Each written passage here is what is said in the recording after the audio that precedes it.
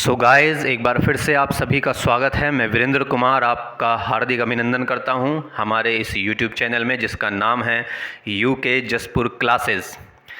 तो परमाणु की संरचना चैप्टर 2 केमिस्ट्री 11th क्लास ये हम पढ़ रहे हैं। आज अगला हेडिंग है हमारे पास परमाणु संख्या। छोटे छोटे हेडिंग हैं आज के। तो परमाणु संख्या किसे कहते हैं?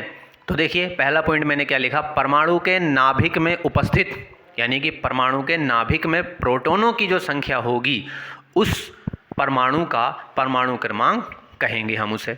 यानी सीधे हम कहें कि नाभिक के अंदर प्रोटॉनों की जो संख्या है वो परमाणु संख्या को डिनोट करती है, परमाणु संख्या को हमें बताती है।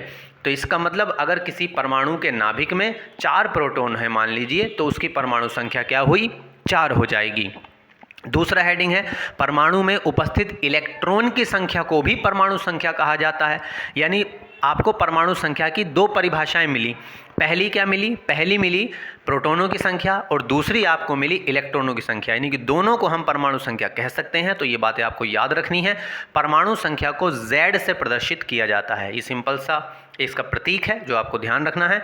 Z बराबर क्या होता है? P+ यानी या तो प्रोटॉनों की संख्या, ये भी इक्वल हो सकता है किसके? इलेक्ट्रॉन की संख्या के।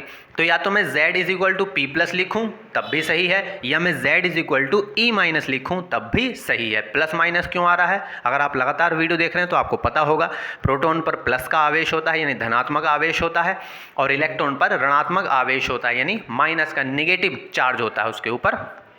अब हम बात करते हैं द्रव्यमान संख्या की। दाईं ओर देखिए, तो द्रव्यमान संख्या क्या बोलेंगे? किसी परमाणु में उपस्थित प्रोटॉनों तथा न्यूट्रॉनों के, इसमें नाभिक लिखना रह गया है, आप इसको ऐसे भी याद रख सकते हैं कि किसी परमाणु के नाभिक में उपस्थित प्रोटॉनों तथा न्यूट्रॉनों की संख्याओं के योग को उस परमाणु की द्रव्यमान संख्या कहा जाता है। यानी कि अगर आपको किसी की द्रव्यमान संख्या निकालनी है किसी भी परमाणु की, तो उसके नाभिक में जितने भी प्रोटॉन हैं जितने भी न्यूट्रॉन हैं दोनों को जोड़ दो, तो जो नंबर आपको मिलेगा वो उस परमाणु की द्रव्यमान संख्या कहलाएगा, एटॉमिक नंबर कहलाएगा। इसे ए से प्रदर्शित किया जाता है। बहुत सिंपल सी बात है। ए = क्या हुआ? P+ + Np+ means protein, N = neutron. Neutron पर कोई चार्ज नहीं होता, ना ही धनात्मक ना ही ऋणात्मक, तो ना तो प्लस आता है उसके ऊपर ना ही माइनस आता है। या आप इसको ऐसे लिख सकते हैं, A = देखो P+, अभी मैंने आपको बताया P+ को कैसे दर्शाते हैं? प्रोटॉनों की संख्या, जो मतलब क्या होती है? परमाणु संख्या। तो मैं Z भी लिख सकता हूँ, Z + N।